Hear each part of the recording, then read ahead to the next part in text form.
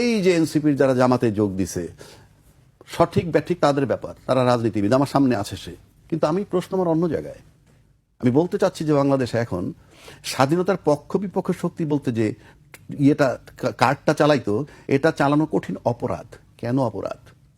আমি দুইজন বিশিষ্ট মুক্তিযোদ্ধার কথা যদি বলি, তারা কারা? একজন মেজর আখতারুজ্জামান, তার দীর্ঘদিন যে রাজনীতির কেরিয়ার, সে কোথায় যোগ দিছে? জামাত। এলডিপির কর্নেল অলি, তার মতো একজন মানুষ হয়? উনি মুক্তিযোদ্ধা, উনি যোগ দিলেন কোথায়? জামাতে। তার মানে কি? মেজর আখতারুজ্জামানের 5 বার বহিষ্কার করা হয়েছে, 5 বার আবার ফেরত নেওয়া হয়েছে। তার মানে কি? সে যোগ দিছে জামাতে। এলডিপির অলি সাহেব দীর্ঘ কেরিয়ার, জিয়াউর রহমান সাহেবের সাথে সহযোদ্ধা ছিলেন উনি। ওনার অ্যাকশন, ওনার সবকিছুতে মনে হয়েছে যে বিএনপিকে সে মনে প্রাণে ভালোবাসে। আমি